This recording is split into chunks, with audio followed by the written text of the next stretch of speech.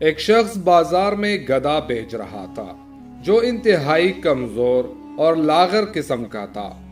بادشاہ اپنے وزیر کے ساتھ بازار میں گشت کر رہا تھا۔ اچانک اس کی نظر اس کمزور گدھے پر پڑ گئی تو وہ اس کے قریب آیا اور اس شخص سے پوچھا کہ اس گدھے کی کیا قیمت ہے۔ وہ شخص بولا، عالی جاں، ویسے تو یہ گدھا انمول ہے، مگر بادشاہ سلامت خود تشریف لائے ہے تو اس لیے اس کی قیمت صرف 500 دینار ہے۔ بادشاہ پہلے تو حیران ہوا کہ یہ بیکار سا گدھا جو اتنا کمزور ہو چکا ہے کہ چلنے کے قابل نہیں، اور اس کی قیمت میں 2 گھوڑے آتے ہیں، کیا وجہ ہے کہ یہ اتنا قیمتی ہے؟ آخر بادشاہ نے اس شخص سے پوچھا کہ اس میں کیا ایسی خوبی ہے جو اس کی قیمت اتنی زیادہ ہے؟ وہ شخص کہنے لگا، بادشاہ سلامت، خوبیوں کی اگر کہوں تو سر سے پاؤں تک یہ کمالات اور خوبیوں سے بھرا ہے۔ البتہ اس کی ایک خوبی یہ ہے کہ جو شخص اس پر بیٹھ جاتا ہے تو اس کو مکہ اور مدینہ بیک وقت نظر آتے ہیں۔ بادشاہ کو یقین نہ آیا اور کہنے لگا، اگر تمہاری بات سچ ہوئی تو ہم اسے 1 لاکھ کا خرید لیں گے، لیکن اگر جھوٹ ہوئی تو تمہارا سر قلم کر کے تمہیں نشان عبرت بنا لیں گے۔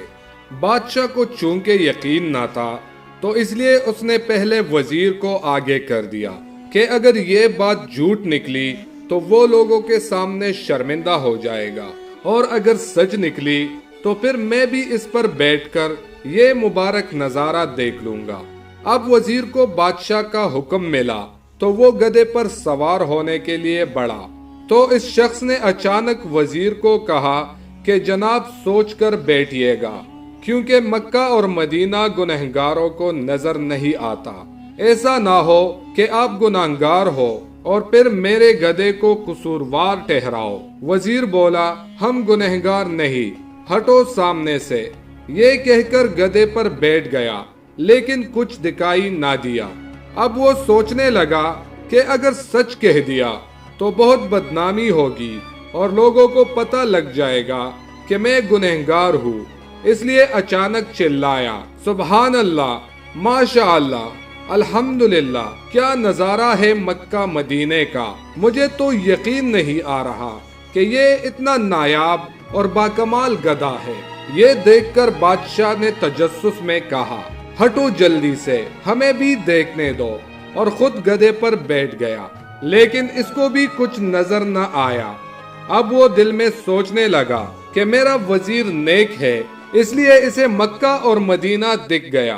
اب اگر میں وزیر اور دیگر لوگوں کے سامنے سچ بولوں تو کتنی بدنامی ہوگی، لہٰذا اس نے فیصلہ کیا کہ نیکیوں کے معاملے میں وزیر کو پیچھے چھوڑا جائے، تو سلطانی جمہور کی شان کو مد نظر رکھتے ہوئے آنکھوں میں آنسو لے آیا اور کہنے لگا، واہ میرے مولا، واہ واہ، سبحان اللہ، تیری قدرت! کیا کراماتی گدھا ہے، کیا مقدس جانور ہے! میرا وزیر مجھ جتنا نیک نہیں تھا، اس لیے اسے صرف مکہ اور مدینہ دکھائی دیا، لیکن مجھے تو ساتھ ساتھ جنت بھی دکھائی دے رہی ہے۔